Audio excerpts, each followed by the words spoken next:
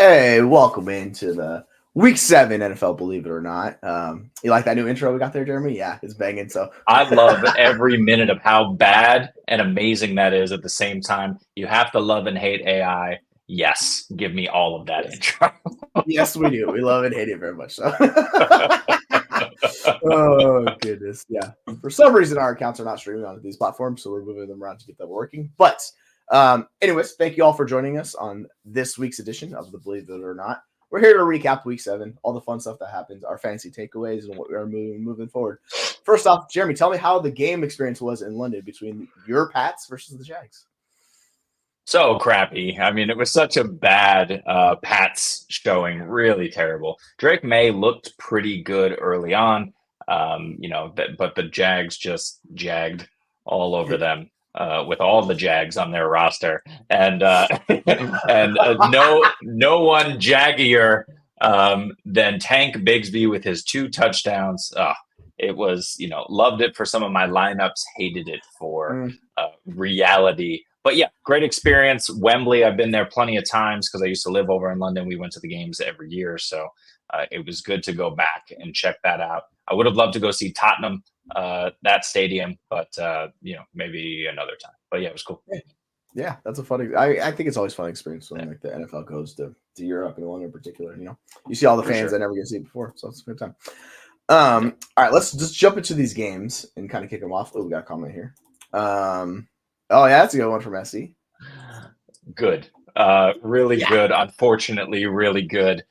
Especially, it's super interesting to see him evolve so quickly. Not super surprising, or at least it shouldn't have been to me, but it still is. And to all of my 0 shares of BTJ, that's a big L. That's a big L from me. he is still buyable. At some point, he's gonna turn into unbuyable. So if you do want to get in, like now's probably one of the last chances at the decent prices he's going at.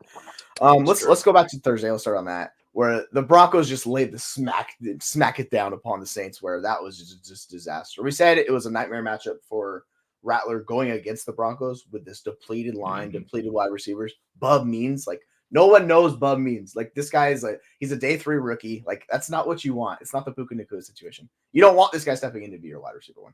And no surprise, Rattler was a disaster.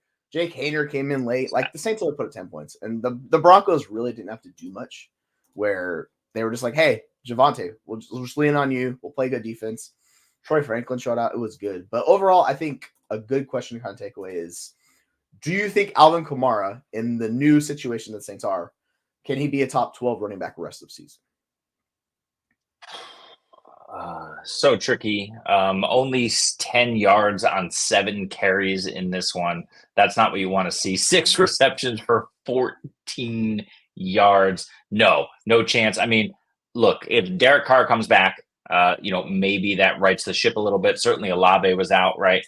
Mason Tipton was out there scoring fantasy points this weekend. So it was just a disaster of injury, kind of perfect storm. I think I saw a tweet actually last week where of the 11 starters for the Saints on offense, something like 8 of them have been out long-term or for the season, including the linemen. So it's just been a perfect storm for them.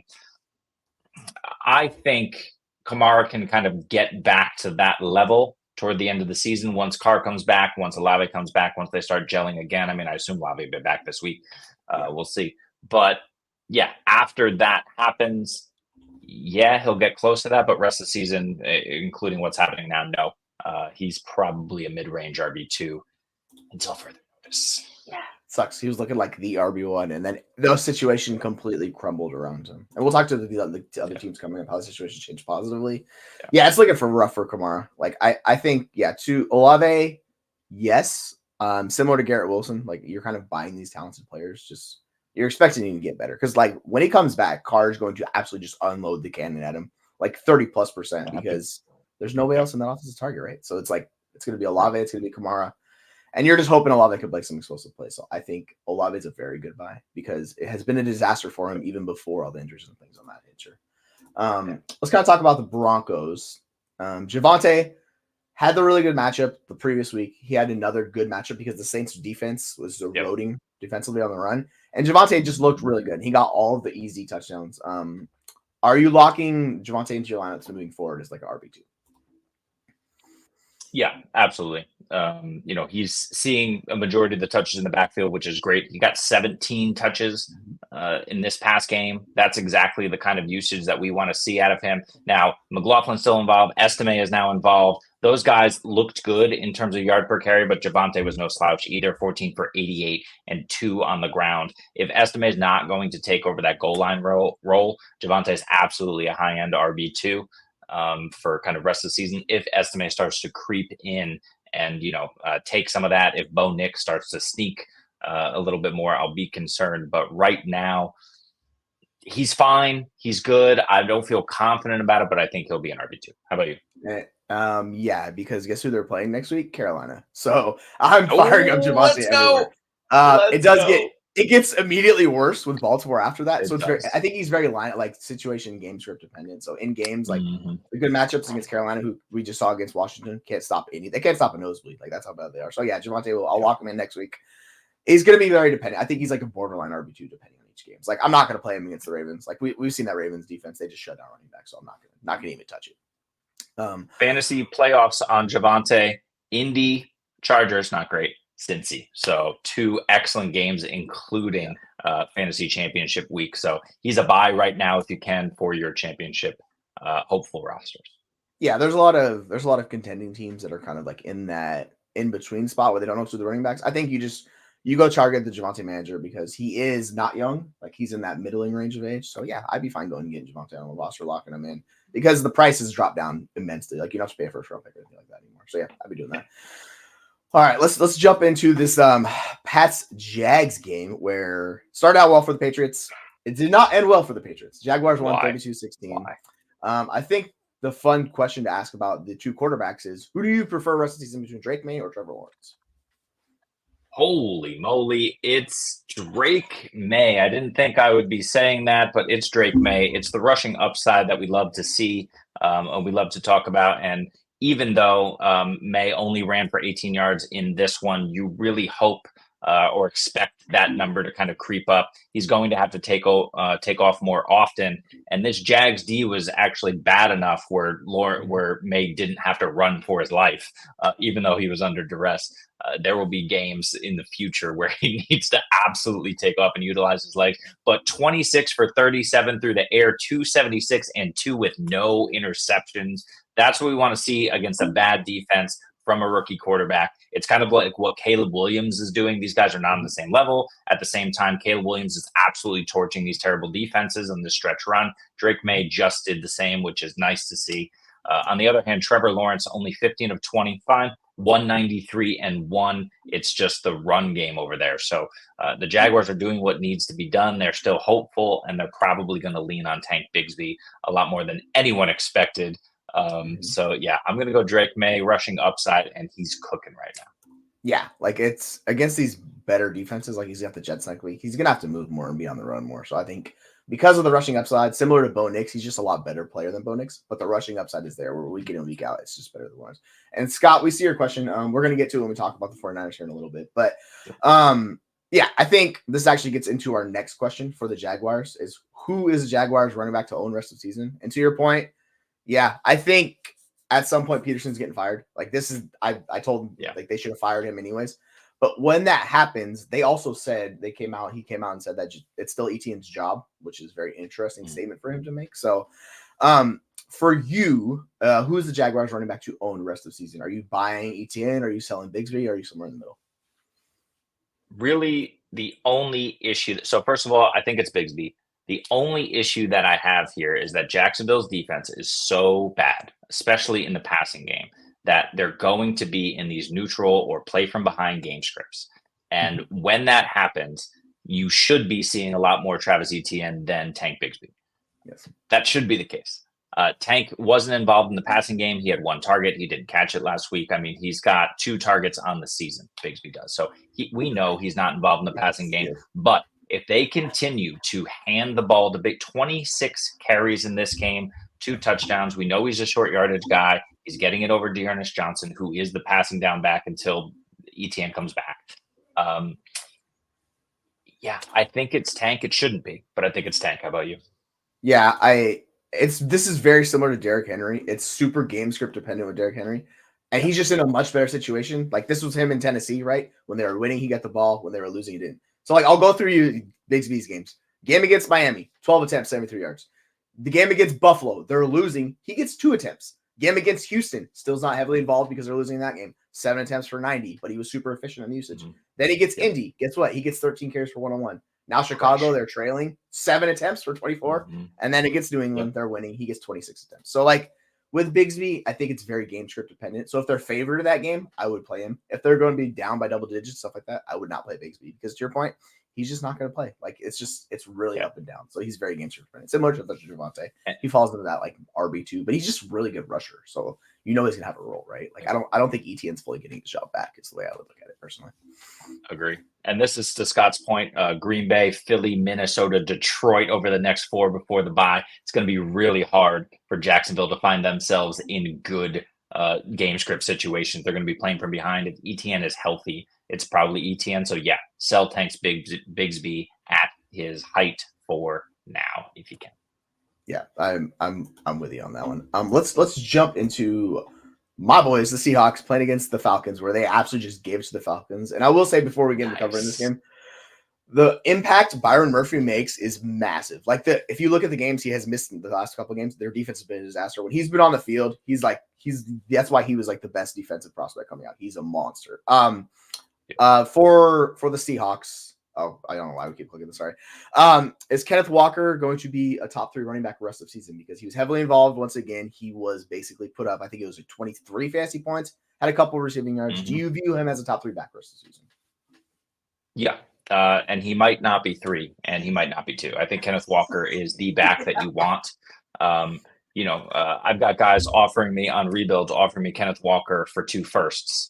And I'm thinking about it because, it's really, really tempting. Kenneth Walker is the guy that you want. This offense, you want pieces of this offense. We've talked about it all off season. We're seeing it come to fruition. It's really nice that in a game against the Falcons, where that defense is decent, that the Seahawks were able to put up this amount of points on them. Geno looked great. Walker has looked great. DK looked great. Hopefully he's healthy. I don't know what his, what anyone has said over the last day or two, but yeah, he landed awkwardly on his hip, and you could kind of see on the replay it was like a very weird. So I think it's just going to be TBD on him. We'll see. I don't know how serious it is, but it didn't look great the way it felt.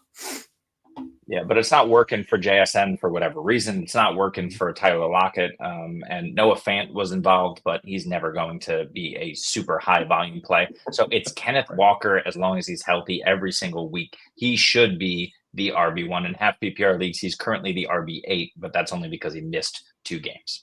Yeah, in PPR, he's RB2, just 0.3 points behind Derrick Henry. So I think the other running back in this game was Bijan, and Bijan has been really good the last couple of games. He's been the RB3 the last 2 weeks.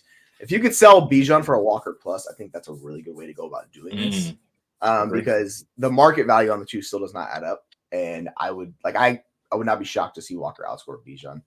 Like competition's there, but like the offense in Seattle is just better. Like I know we like Kirk Cousins and stuff like that, but overall, it's setting up for him very well.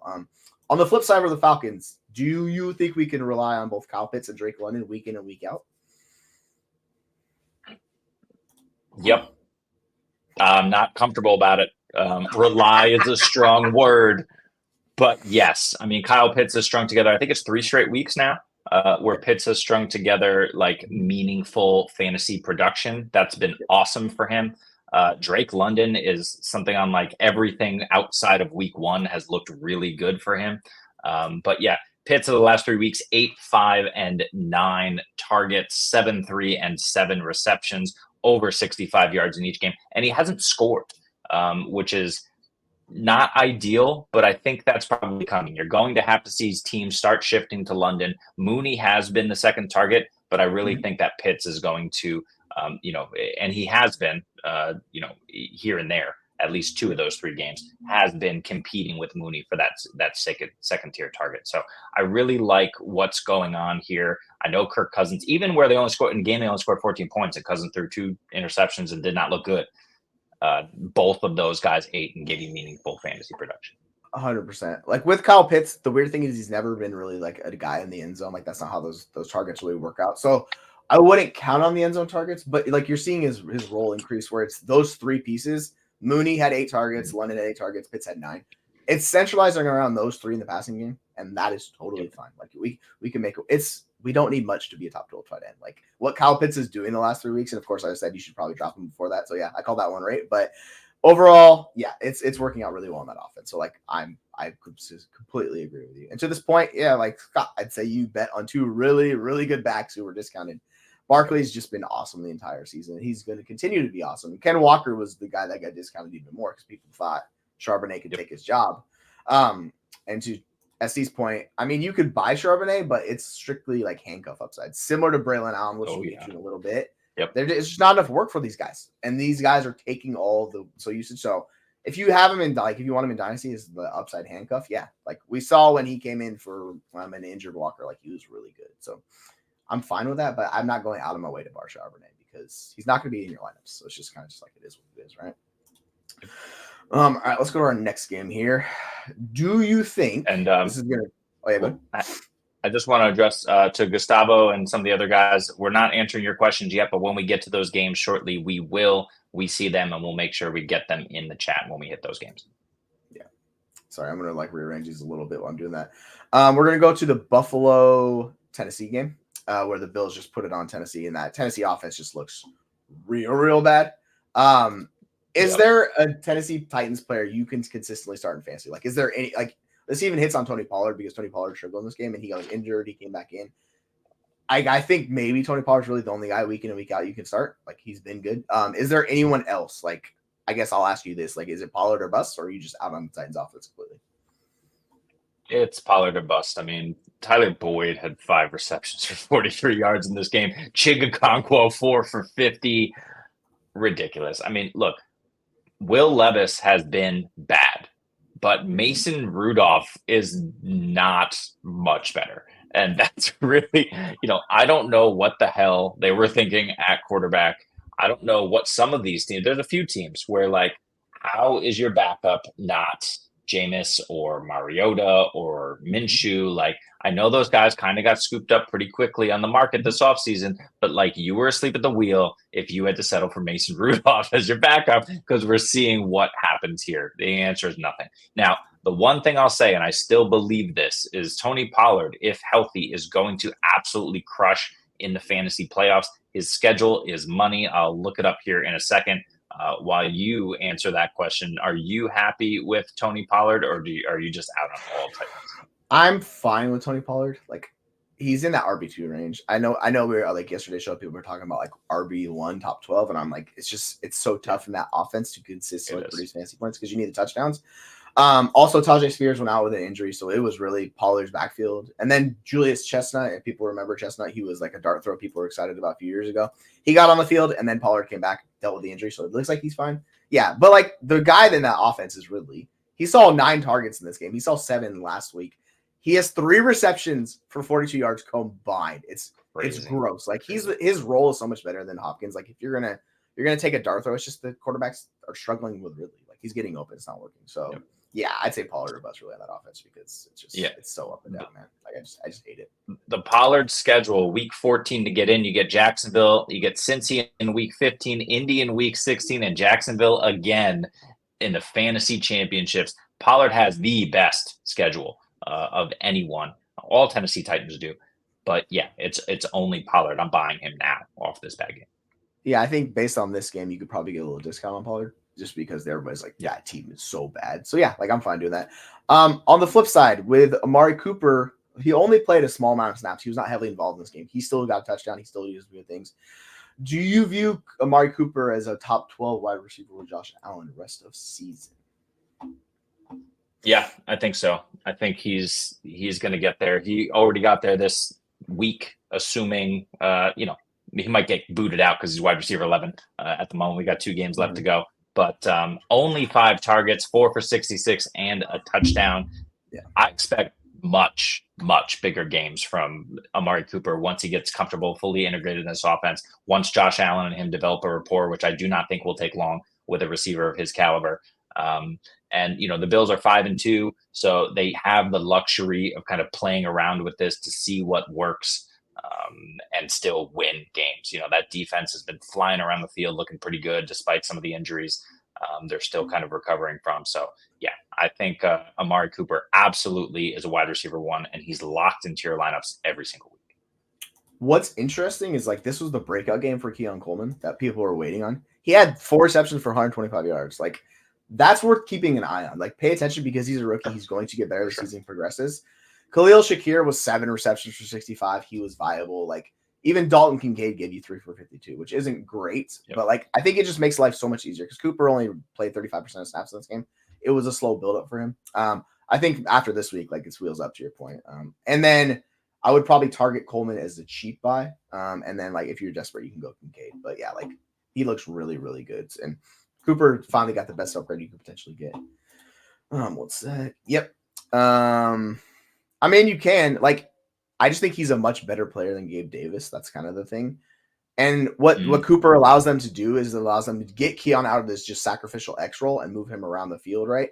And if you put Coleman into the slot, I think it works really, really well because it frees him up. I don't know if that's going to happen, but I think it gives them the freedom to kind of mix and match these pieces because before he was stuck at X. They didn't have anyone else who could do it unless you count Mac Hollins, but like, let's be real, no one's counting Mac Hollins. So I think it gives him some freedom. It just depends on his pricing dynasty. So if people are willing to pay high, sure. But I think people are kind of out on Coleman just because he has some stake on him. Let's go to the next game. The Bengals beat the Browns 21-14. Joe Burrow did his thing. I think what's interesting is this is the 4th consecutive game that Tee Higgins has out-targeted Jamar Chase for the Bengals. Where do you stand on these two? Is for fantasy, are you still just have Jamar Chase locked in as the wide receiver 1, or is Tee Higgins kind of pushing him where it's getting a little bit more of a discussion for you? I think this is always how it should have been with Tee Higgins. It kind of used to be this way with Tee Higgins back when he was healthy, which was like feels like a year and a half ago at this point. But Tee Higgins is finally in. He's cooking. 8 targets last week. Jamar Chase is 6. But no, Chase is locked in. He's the big play threat. You know he can always take the ball to the house. He has that better yak ability than Tee Higgins has. It's not to say that Tee Higgins doesn't have it, but Jamar Chase is just elite when it comes to that. And Tee Higgins is a great option. He's a great 1B. He always has been. But no, I'm going with Jamar Chase. But both of these guys are locked in. Jerry, what up? Yeah, I'm with you. Like offense looks really, really good. And they did struggle offensively in this game versus Cleveland because, by the way, Cleveland still has a good defense. That's the one thing that is there. It's been up and down, but it's good defense. Overall, they did enough. To your point for the running backs, I think Chase Brown is taking over the backfield. Like he's taking it over. He's being an efficiency guy. So it's Chase Brown's backfield. So Zach Moss bag holders where we're kind of like, you know what, we got that one wrong. But I think the more interesting thing to talk about is Cleveland. And my God, David Njoku, baby. It is alive and cooking. My shares of David Njoku love in life. 10 receptions, 14 targets, going bonkers. Do you think he could be the tight end 1 for fantasy? Because I think that's a total legit discussion with David Njoku moving forward. Do I think he can be the tight end 1 for fantasy? Absolutely not. Because there's 2 guys named George Kittle and Brock Bowers who will not relinquish their already stranglehold on the position because of, in San Francisco, because of the injuries around him, and in Brock Bowers' case, because there's nobody left.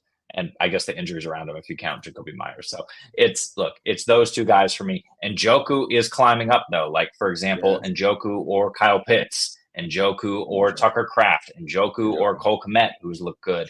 And I think Njoku is probably the answer in all those cases. So I love it. And I think, as Jamie says, I think we put this up, the Browns offense just seems to have gotten better.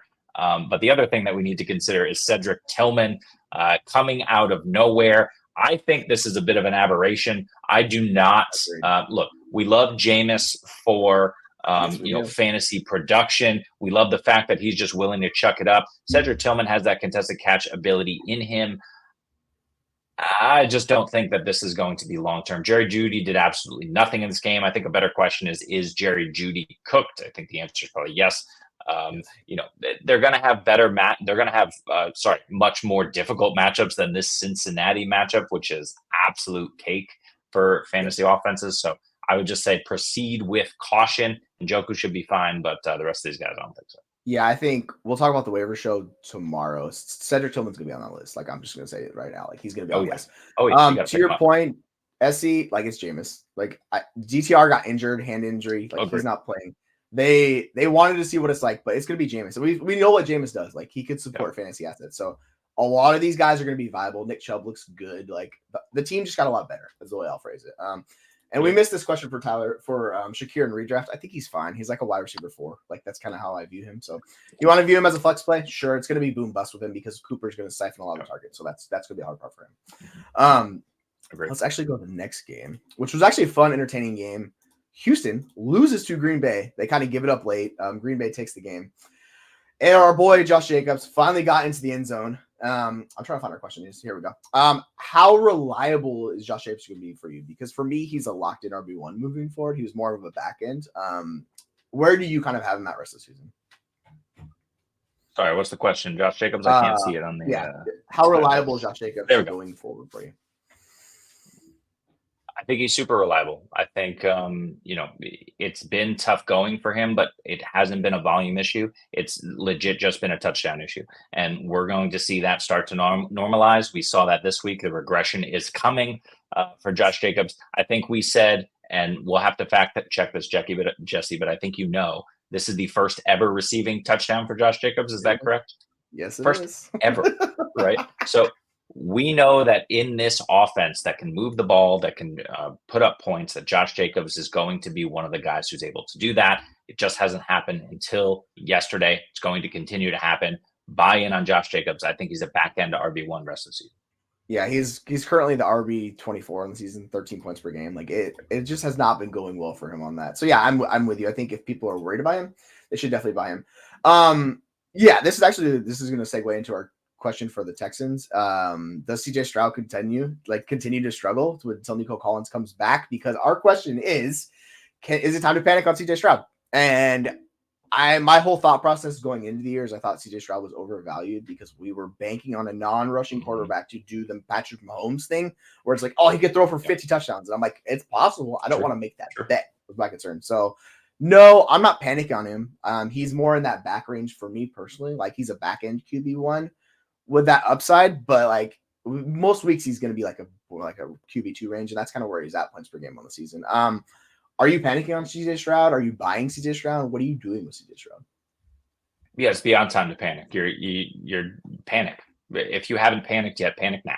It's CJ Stroud. It's trouble for him. It's not necessarily his fault. There's two words I have for Stroud managers. It's Joe Mixon. Joe Mixon has been absolutely on fire. He continues to do what Joe Mixon does, is just carry the load weekly. As long as he's healthy or moderately healthy, he's out there, he's putting up 100 yards, and he's scoring touchdowns on over 20 carries. So they're going to continue to run this offense through Joe Mixon. It's kind of no surprise when you consider the coaching staff there. They want to be defensive minded. And certainly Ben Slowick just realizes, oh, we have a really good running back now. Let's not kind of reinvent the wheel. And if we're up, let's make sure that we continue to hand the ball off, which more often than not, they will be. So, I really think that Joe Mixon is the CJ Stroud problem here, in addition to Nico being out. Those two things are the perfect storm. And when Nico comes back, if Nico comes back, is he going to be fully healthy? Like, what are we expecting? How long is it going to be? I don't know. So yeah, I'm way out on CJ right now. Yeah. I'm really hyped on Breece Hall the last 2 weeks. He's the RB2, like 24 points per game. You guys know who the RB1 is? It's Joe Mixon. He's over 26 points per game the last 2 weeks. And all 3 games he's been healthy, he's been over 20 points. Like I think he's 26 each of those games. Like Joe Mixon, the whole difference in the offense and how it's structured, they're not playing out of shotgun. This works well for Joe Mixon. He gets up to speed. He doesn't have the issues. Yeah. Joe Mixon looks great. He's the cheapest, productive buy you can buy in Dynasty because Joe Mixon's going to push top 5 and if not even higher because he's been awesome. It's just health. That's the one concern with Joe Mixon. He's healthy. Like that dude's going to eat. So that's why I'm not too worried about Stroud because I've kind of viewed him that way. But I think the market in Dynasty is more catching up to that view. So I'm with you on that. All right. Question on Jayden Reed. Are you worried about him because of Romeo Doubs? I'm not. Jayden Reed has not been a massive target earner for me. That's not his game. He's super efficient. He's similar to Debo. He does things on the ground. So it's just one bad game. I wouldn't be too worried about from Reed. Wide receivers are just boom bust in nature because they don't get the running back volume. So they're going to be up and down each and every week. You see Jefferson put up 15, then he puts up 30. It's just kind of that nature for wide receiver. So the way he's used, it's going to be very like efficiency based moving forward. It just is what it is. Like I think he's closer to like Alvin ROS, like a points per game basis. So I'm not super worried about him. So it is just kind of is what it is. Jayden Daniels for Jordan Mason in redraft. I want because CMC is coming back. Also, I don't know how bad this injury is for Jayden Daniels. Like, we have no idea. They said the x-rays were negative. He didn't break anything, so that's good, but we don't know if he's missing time. So, personally, I would not do that for Jordan Mason.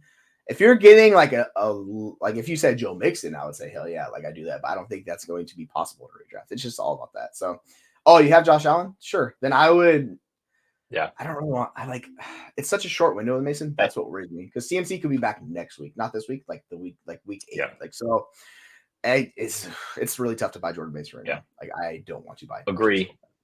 But Jayden Daniels has had a really soft schedule to start the season. From weeks 2 to week 7, the Giants, Cincinnati, Arizona, Cleveland, Baltimore, and Carolina. Those are 5 of the 6 like worst pass defenses and best pass defenses you can play as a quarterback. Now it's going to tighten up starting next week. Chicago gets the Giants again, but then Pittsburgh, Philly, Dallas. So there's some good matchups in there, but some bad ones. I don't love Jayden Daniels here. And if I'm talking 1 QB and I have Josh Allen, I'll do the deal and just take the risk. Yeah, if you want to do that, that's fine. I think you could buy into someone better. I think you could go get like Devon Etienne. Like, I think you could do that. That's and fair. I much prefer to do that.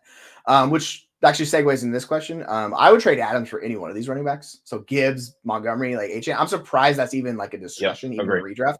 Agree. Because Adams with the Garrett Wilson, like they both seem kind of capped. So yes, I would move off of those guys for sure. Daniels. Well, I will say that the Jets schedule is getting tasty. Like, let's not forget. And Adams and Rodgers, they're going to find that rapport pretty easily. We saw it get a little rough early on. It was much better later. Garrett Wilson helps to open up that offense. Breece Hall helps to open up that offense. So it's going to be better. That said, yeah, give me Monty, Etienne, I think, is a discussion. But give me all those guys. Yeah, like if you can get yourself valuable like RB1, I think it's just the ceiling and floor both higher.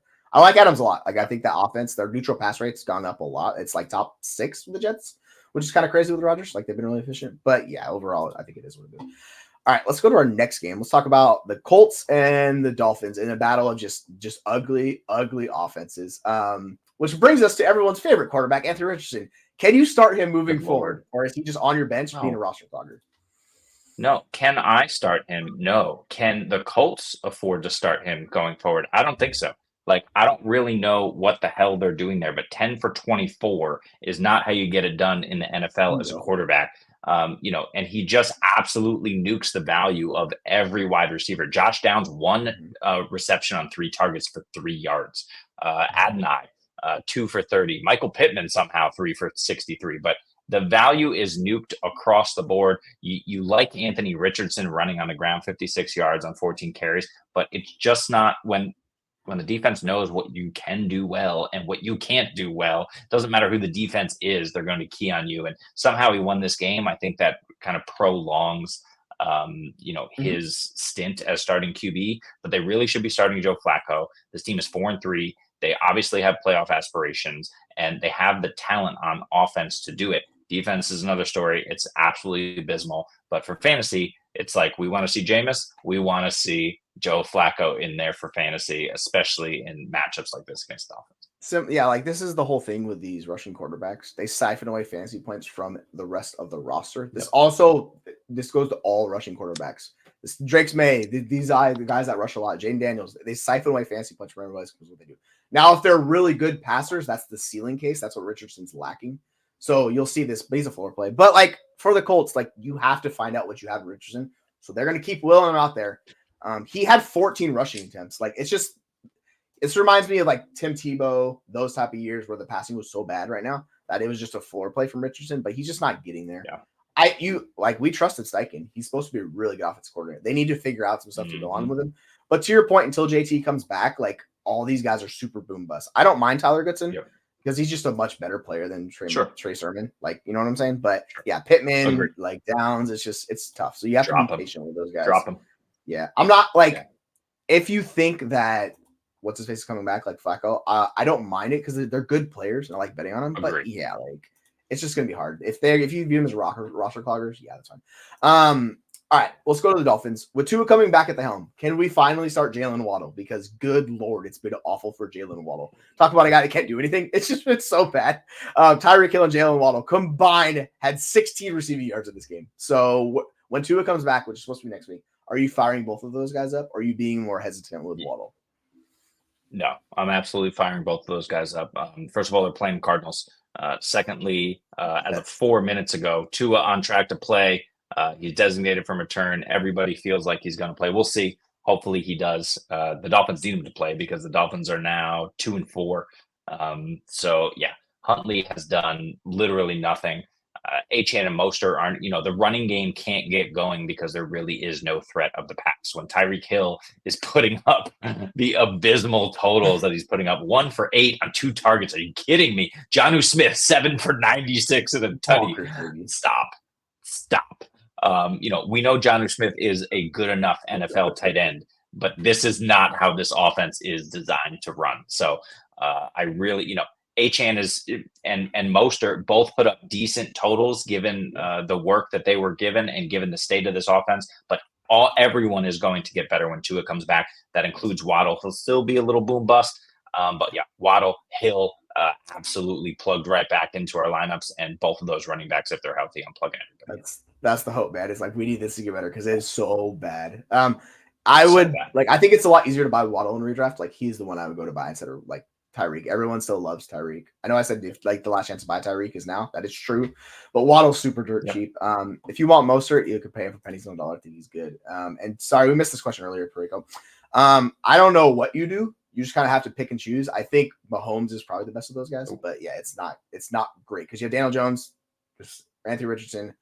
The rankings I'll have between Mahomes and Richardson each and every week. It's bad for all of those quarterbacks right now.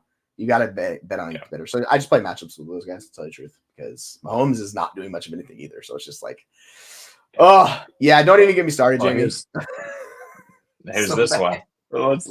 We got to talk about this one first. A good segue. I mean, sell A-Rich for a QB2 plus and keep Mahomes. I mean, in Dynasty, like it's a discussion because of where these guys' values are at. But like in redraft, who's buying Richardson right now? I don't think anyone's buying Richardson. Yeah, so that's a good point. Like if I try to trade Richardson, people would be like, "Are you insane? Do you see these points per game?" Especially box score guys. If people are chasing box scores, like good luck. In Dynasty, I'm still like I'm willing to buy Richardson because of the ceiling, but good Lord, that it does not seem like it's happening anytime soon. This very much reminds me of Josh Allen, like his rookie year. Like you got to have patience with these guys. So don't give up. Yeah, true. Just go buy a super cheap QB2 like you're talking about. Like Sam Darnold, like still not going to cost first. Those guys, you know what I'm saying? Yep. Just go get a producer. And then you just lock that guy onto your bench because you do not want to play him. All right, let's jump to our next game because we are kind of going a little bit here. The Lions come back, beat the Vikings 31-29. For you, would Jahmyr Gibbs, if I could find this freaking question wherever it's at. I'm going to stall for a second. I don't know where it is. We have lost it. Yep, we've lost it. Oh, no. There it is. All right. Is Jahmyr Gibbs the high-end RB1 we were promised? And for me, yeah, he looks great. Like, it's just everything. So I will say, hell yeah, I'm backing on Jahmyr Gibbs. Where are you at with Jahmyr Gibbs? I will say no. I will say, David Montgomery is the problem. David Montgomery was not the problem in this game because David Montgomery went out of the game injured. And I didn't see when he came back. I know he did come back and how involved he was. But Montgomery still had 3 receptions on 4 targets for 39 yards in this game. Both had equal targets, and Monty just didn't play nearly as much. Where I'm not expecting Jahmyr Gibbs to run 2 touchdowns in every game. Will it happen? Sure. But he's more boom bust for me. You're still playing him every week. But no, I think he could be back end RB1, but I think he's probably closer to high end RB2 with Monty, especially as JMO gets going, especially if they integrate Laporta more. It's going to depend. It's going to depend how these games go. I mean, at 5-1, kind of handling the Vikings the way that they seem to when they got things going. I mean, 21 points in the second quarter, absolutely ridiculous. So, we know this team can turn it on, and they just don't need to use everybody every week. That's the problem. Yeah, I'll say like Laporta, which was always a sell this offseason because he was valued at tight end 1. Like it could only go down his prices.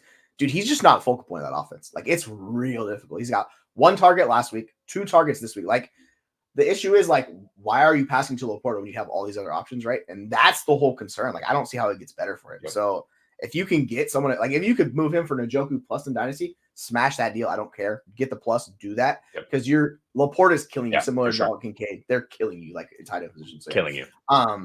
For the Vikings, how high is too high on Aaron Jones? Because goodness, he looks fantastic in that offense, man. Like, I'll pose this question to you. Do you prefer him and Jahmyr Gibbs rest of the season? That's rough. That's a good question. Right? Crap. Because yes. Oh, I hate it. Yeah, I hate saying that. Yes, I do. I just think Sam Darnold is functional enough. I am still in on the Kevin O'Connell train. These are both two great offenses with good defenses, right? That's kind of what we want to see for running back production in fantasy. But Aaron Jones is just being given the keys to this offense, right? Like Ty Chandler is not involved when Aaron Jones is healthy. He only had two touches in this game. Mm-hmm. So yeah, Aaron Jones is the guy we want both in the receiving game and in the run game. 93 yards and a touchdown. I mean, his schedule is so nice. Okay, I just got to run through it. Week 8, which is next week, the Rams, Indy, Jacksonville. Okay, so 3 games right there. He's absolutely going to blow it out of the water. Then he gets Tennessee and a little tougher. Chicago, you can run on them. Arizona, Atlanta, Chicago again. But then week 16 is Seattle. It's a money game. Week 17 is Green Bay. He's going to be able to do it against Green Bay. He did it a couple of weeks ago against Green Bay. So I really think that Aaron Jones is a guy you want to buy into now. And yeah, Jones over Gibbs rest of the season. Yeah, that's spicy, but I like it. Like the whole concern with Jones is always injuries, like the age and injuries. 100%. But the Vikings, they're not really limiting him. I thought they would for sure split and limited. Their Vikings are like, nah, Aaron Jones, feast. So like, if you're okay living with the injury concern with Aaron Jones because he's going to get injured, he's already dealt with injuries this season. Yep. You know it. Like he's going to be an RB1 like each and every week for you. So yeah, that offense is great. Like that's the thing on top of it too. Is like the Vikings offense is potentially better than the Green Bay Packers offense was last year. Like that's just crazy to talk about, but that's where he's at. Yeah. And SC, to answer your question, I'm taking the package. Like I love BTJ, but if you're giving me Walker and Hill, like I'm taking that Hill. Because that's the kicker. I'm like, okay, yeah, I'll take the concern with Tyreek Hill and Roman because you could be a league winner with that. Yeah. Are you in an IDP league and that's BJ Hill? Like, I don't care. Still give me the Walker side. I'm taking Kenneth Walker for BTJ straight up. He's dope, man. He's very dope. All right, we're running long. Shocker. That's what we do here in this show. Let's go cover the Eagles and Giants. The Eagles absolutely blast the Giants. We'll just say good night. All right. So where's the question? Like I would love to find it. What are you selling Danny Dimes for? Like what can you sell Danny Dimes for? Would be the better question. Nothing. You can't sell him for anything. I thankfully Drew Lock looks terrible. We know Drew Lock is who Drew Lock is. Yes. The Giants know this as well. So Daniel Jones is the quarterback for the rest of the season as long as he stays healthy. That said, yeah, it looked really bad. We only got 4 receptions from Malik Neighbors on 8 targets. Wan'Dale 6 for 23 on 9 targets. He's in the Rondale Moore, rehabilitation program where it's going to be. And that didn't work out so well for him. But Tyrone Tracy just couldn't do anything in this game. And you mentioned it earlier to me off screen about Andrew Thomas, just losing him being such a big deal for this offense. Yeah, I think that's the problem is he was their one really good lineman and they were kind of shuffling through other guys. It might be tough for the Giants. Thankfully, after they do have a rough game, they have Pittsburgh coming up as really good defense, but they have Washington, Carolina, Tampa Bay, Dallas. That's like, and then New Orleans on top of it. The schedule lightens up immensely. So I don't know if I'm selling Danny Dimes right now. I'm waiting till after this week, and I'm just going to put him in lineups as QB2. And then midway through that stretch, I'll probably sell him because he should be able to produce. Should's the key word because he's not that good of a quarterback. But I still think points will come is the way I'll phrase it. Like I'm not super bullish on him, but like, what are you going to get? Like a late second for Danny Dimes in Dynasty? Like I don't want that. Like that's going to do nothing for me, right? So maybe you do a Russell Wilson plus. There, okay, sure. Now we're talking. You know what I'm saying? But overall, it's just kind of just with these back end Dynasty quarterback 2s and Superflex, it gets really tough for these guys. So I'm kind of like, let's move on to the Eagles side. Where does Jalen Hurts rank for you rest of the season? Because Saquon's killing it, but so is Jalen Hurts, man. The last 2 games, 23 points per game. He's been really good. He's basically like he's a mid-range QB1 in fantasy. Are you valuing at that? Or are you a little bit worried because Saquon is kind of limiting that ceiling a little bit because he's getting so many touchdowns? I'm in no way worried about Jalen Hurts. In fact, I think he's probably valued too low because of what was going on when it was Dallas Goedert and nobody else a couple of weeks ago, right? AJ Brown and Devonta Smith are back. They're healthy. They're utilized the way they need to be. And look, Saquon took over this game, but this is a revenge game. It was against the New York Giants. He's going to do it again against the but he's back home against the New York Giants. I mean, they wanted to feed Saquon. Doesn't mean Saquon doesn't always get fed. Saquon always gets fed. But at the same time, Jalen Hurts rushing in 2 scores in addition to throwing one through the air. I mean, it was by far his lowest passing total on the season. He was only 10 of 14 attempts. That's not going to happen again. So I really like Jalen Hurts rest of the season. The schedule is super nice for him. Juicy. I think he's going to be top 3 when it's all said and done. Yeah, like we get Cincy, Jacksonville, Dallas, Washington, Rams. That is a freaking just Baltimore. Baltimore, Carolina. Keep going. Yeah. Like Baltimore gets the rushing aspects really like they limit you, but like we've seen through the air, if the Eagles offense can figure it out, which they're kind of up and down. If they're healthy with Gallagher, all those guys back, like they should produce fantasy points. Even till the end of the year, like there's not really an offense or a defense I'm scared. Like Pittsburgh week 15 is probably the one matchup where you're like, all right, that defense is legit. But outside of that, like, yeah, I'm with you. Hurts is kind of the guy we were expecting him to be. They have been very up and down, but like it's Jalen Hurts is just awesome for fantasy. That's all I'm worried about. Like, awesome. So you just roll with it. Like Tron Force. Yeah, man, like this, you kind of have to hope for this, right? Because you have Daniels, you have Tyreek, you have Kupp, Barth, all of these guys, Njoku, McLaurin. This offense should look really good, but yeah, you got guys coming back. So I know you're 2-5. Like there is light at the end of the tunnel. Just have a little patience. It should get a little bit better for you. So I would not be as super worried about it, but that's just kind of how it goes. Sometimes this year's been super up or down. Let's do Rams Raiders, and boy, oh boy, the passing in this game was rough. Let me tell you what. Yeah, it was just awful. All right, so let's talk about this. Is Brock Bowers QB proof? And I feel like the answer is pretty yes. But how do you think he could succeed in any situation, Brock Bowers? Yes. Do I worry about Brock Bowers at all? No. Is there anyone on this team who's going to take away targets from Brock Bowers? No. Am I concerned about Jacoby Myers coming back and being fully healthy and integrated to this offense? No. Is Brock Bowers always going to be on the field? Yes. Are the Raiders always going to be trailing? Probably yes. Brock Bowers is the only tight end who can challenge George Kittle for tight end 1, only because Kittle keeps catching touchdowns, and now with Ayuk potentially done for the season, I'm not sure if that's been confirmed yet. Debo, who knows what's going on with him. With all of those injuries, George Kittle is going to be fed. So I really think George Kittle is tight end 1. We'll talk about him in a few minutes. But Brock Bowers is right there, and he could take over the crown just because of how much he is required on that Raiders offense. Yeah, the 2 guys that are in the best situation to succeed for fantasy points each week in and out are Bowers and Njoku. Like, there's no competition for those guys. They're pushing 30% plus target shares at tight end, which is bonkers, but that's what they're going to be doing week in and week out. So I love both of those guys. Like if I have them, I'm just starting them. I actually flex the other guy too, because they're that good. And to your point, Kittle's just been awesome. He's just been the super efficient monster of what he does throughout your year. For the Rams, with Puka and Kupp supposedly coming back, like Puka might be a little bit later, but Puka and Kupp are both coming back into this team. Who do you prefer rest of the season? I think that's an interesting discussion because they were very close to start the year with drafts. Obviously, they've done nothing. Kupp for a little bit. Who's your choice rest of the season between those 2? My choice is Matthew Stafford. I really think he's going to be the guy who gets opened up and unlocked with these guys. Both of them, take both. If I'm forced to choose, I'm going with Kupp, just the old reliable. We saw when the 2 of these guys were healthy for a game and a half, maybe 2 games at the beginning of the season. It was Kupp over Puka by a slight margin, but we just don't have enough of a sample to understand. Can Puka absolutely be the number 1? Yes, but I believe that Puka was filling the Cooper Kupp role. But now that Cooper Kupp's back, Cooper Kupp's going to continue to fill the Cooper Kupp role. So yeah, it's Kupp, but I want both of these guys. Yeah, like the difference between them is Puka works further down the field. And that's kind of what he's done, like deeper targets. You know what I'm saying?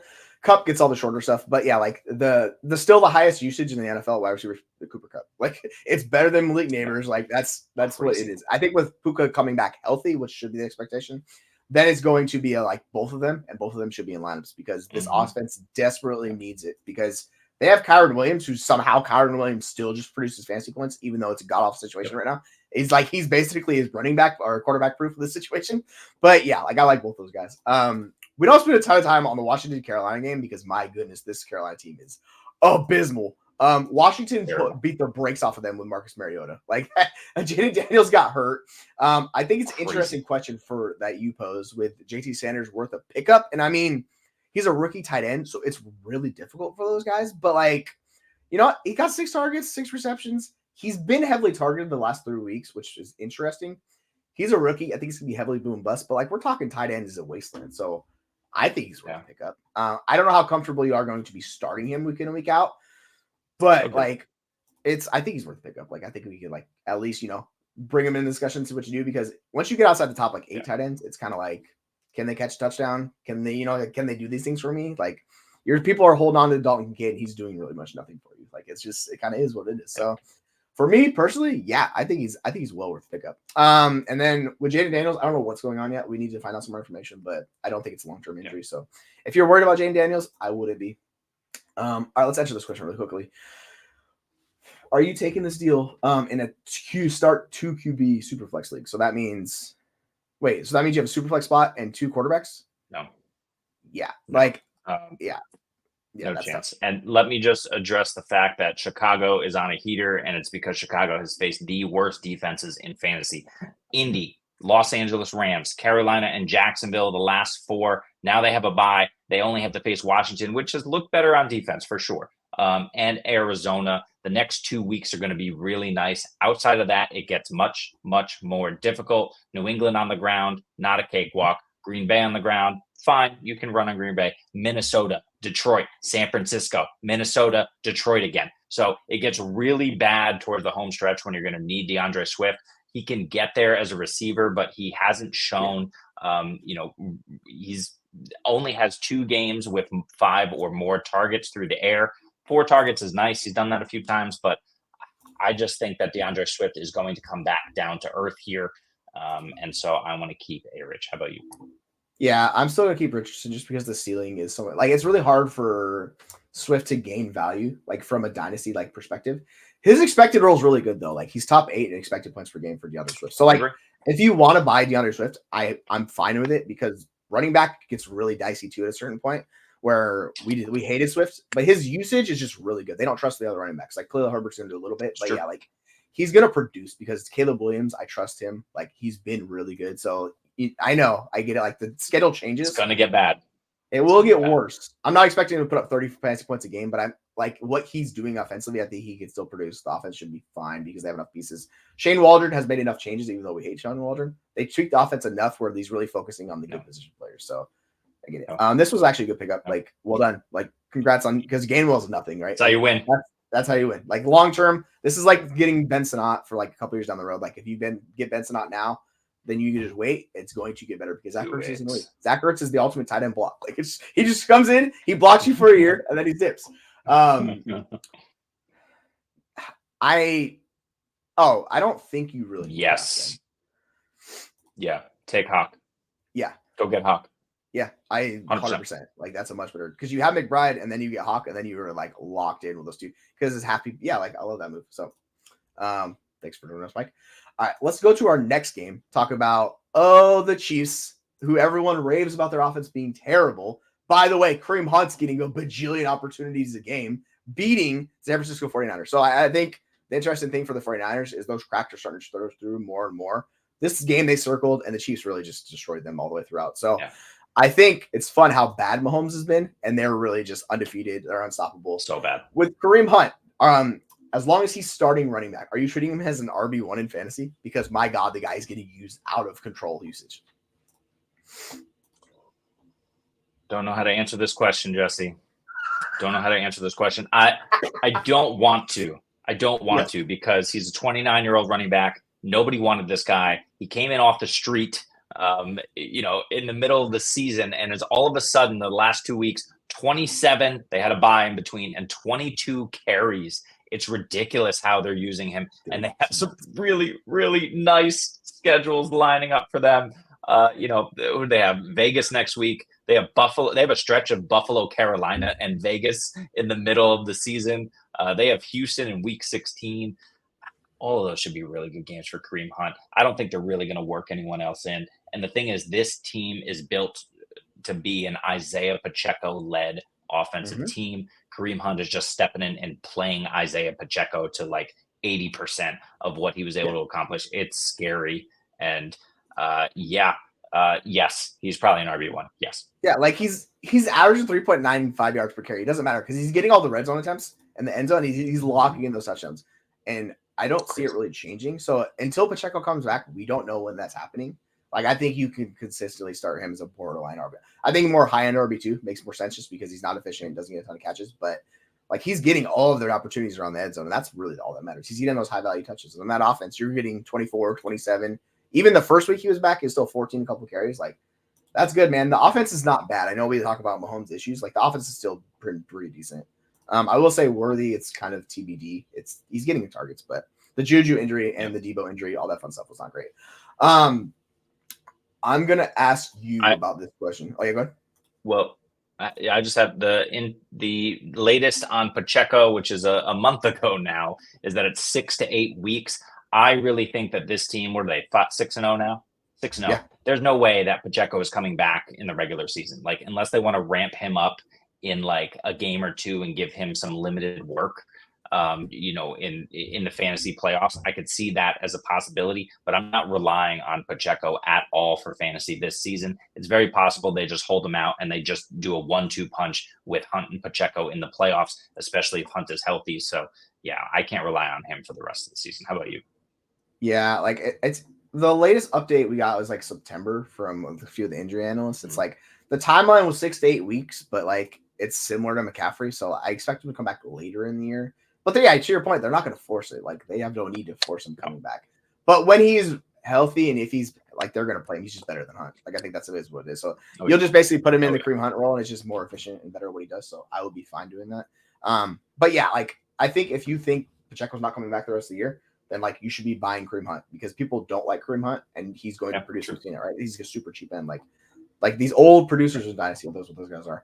All right, here's an interesting question we got. Dak and Nico for Kyler, Terry, and Goddard. Sheesh. I'm gonna take the Kyler, Terry, and Garrett side because that's especially package 14 team. Like, it's deeper, like the more impact. Like, I know I love Nico. I think Nico's great, but you're getting Terry, who's like a back end wide receiver 1. Garrett Wilson's like a wide receiver 2, and then you're getting Kyler because Dak has struggled too. So you're getting the quarterback upgrade with Kyler. Like, I think that side wins for me. But if it was like a 10-team league, I would probably go the Nico and Dak side, just take Nico. But if it's a deeper league with 14 less teams are starting, like, that's how I view this. So I'm with you. And in half PPR, you're getting the wide receiver 11 in Garrett Wilson currently and the wide receiver 13 in Terry McLaurin. I don't think it really gets any worse for those guys going forward. Like I said, the Jet schedule is money. So Garrett's going to eat. Yeah, I'm going for the package. The one concern is Terry is if that injury for Jayden Daniels keeps him out a while, like, it's going to limit him because Marcus Mariota is just not a good passing quarterback. But yeah, like I like that deal. Yeah. All right, let's jump to our last game, the Sunday night special. The Pittsburgh Steelers. My goodness, that offense just destroyed the Jets. George Pickens looking real good, had the best game of his season, and I think this is kind of what Russell Wilson provides and why he's a starting quarterback over Justin Fields. The things he could do as a passer are still better than Fields. With that said, do you think Pickens could be a top 16 wide receiver, so like a middling wide receiver 2 with Russell Wilson? I hate these questions, Jesse. They're so good that I hate them. I think the answer is yes, unfortunately. George Pickens is so boom bust, and the Jets were so broken in the secondary last week. I think they had at least 2, maybe 3 injured starters out, and then in game they lost Sauce for a little bit, or at least he was hobbled, and Tony Adams pulled his hamstring in the middle of the game trying to defend George Pickens, and they couldn't. Right. So yeah, do I think he has that potential? Absolutely. They play the Giants next week. I mean, that's not really a challenge. Then they get a bye week before Washington, Baltimore. They got Cincy in there. They got Baltimore again. Yeah, I think George Pickens is going to go nuts. Russell Wilson will just throw it up to him, and he proved it yesterday, and George Pickens ate. Yeah, like that's kind of the thing. And I think why everyone was so shocked that they went to him is because, if you remember in the offseason, like Fields struggled to get like up to speed. He was taking too long reading plays. Russell Wilson does not have that problem. He can't scramble. Like, he's not going to give you the rushing upside that Fields has. Even Mike Tomlin came out and said that, where they're like, can he give you the rushing production? Tomlin goes, no. He just flat out says it. So, but overall, like, he makes this offense better. So it's kind of like, I get it for fantasy. Like, we're a little bit worried about Fields, but I think we're stakeholders on Fields. It's just kind of is what it is. So, like, that's the best game Pittsburgh had offensively all year. And it was against a good Jet defense, right? So I'm with you. I think Pickens, this is why we buy good players in Dynasty, because when the situation changes and they get good, this is where Pickens barred. Like, he's going to be an impact player for you. It's up and down. It is what it is. Yeah. You had a good question on this one. Do you think the Jets are going to make the playoffs? And I am not 100% convinced that happens, because they look malfunctioning on offense. They're still having issues with Aaron Rodgers. Like, they cannot get it right. Breece Hall looks great. Outside of that, it's not connecting. And Aaron Rodgers wants to blame everyone else. Like, he's throwing bad picks. He's like, oh, Garrett Wilson wrong the wrong route. And he threw a play across the middle. He just shouldn't have thrown that ball. He threw it right to a defender sitting there. I'm like, you clearly just misread it. Yeah. And their defense is starting to fall apart. I will say they're getting Hassan Reddick back. That's big news for the defense to get pressure. But like the Sauce Gardner injury, if it is the worst case scenario, an LCL injury, he's gonna be out the entire year. That kills their defense. I think if I'm betting on the Jets to make the playoffs, I'm saying no. They can, but they got to run it out a little bit. So I would say no personally. They do. And they have to get healthy, but this is what we're looking at if we can see it. It starts with New England next week. They're going to crush New England. We saw the Jags crush New England. Then Houston, that they might lose that game. All right. So now they're sitting at 3-6. But then Arizona, Indy. Let's skip Seattle because that's a maybe. Miami, Jacksonville, the Rams, and Buffalo. If they can kind of get right by the end and week 16, 17, 18, kind of run through that, they're going to be in it. So what I like is the fact that the Jets are going to have a chance to make the playoffs.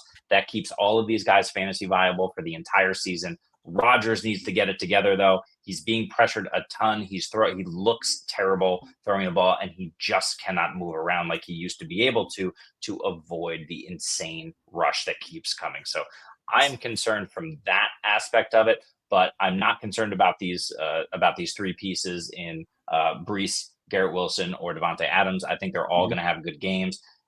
I even would buy low on Aaron Rodgers, but will the Jets make the playoffs? I will say tentatively, yes. I think they're probably 9-8, maybe even 10-7. I think that can get them in. But yeah, it's going to be a tough road. They're going to have to get better fast. Yeah, they have to win 3 of their next 4. Like, that's really the only chance they have, because they have to go 7-3 to get to 9-8, right? 8-2 gives them a much better chance at 10-6. Like, I think they'll get the play, but the 8 out of 10 wins for this team seems almost impossible the way how bad they've been. But to your point, schedule gets a lot lighter. I think that Seattle-Miami stretch out of the bye is going to make or break them. If they lose those 2 games, like, see you later, they have to take one, if not both of those games, right? So it's going to be interesting to see. Sure. Because, like, we're all expecting them to lose to Houston, but Houston struggled. Like, Houston's not the same team they were last year, so they have to figure that offensively. Like, kind of similar situations, just Houston's won a few more games. So I think that's a fun way to look at it. Anything else you want to cover, or should we just, like, call it quits because we're pushing an hour?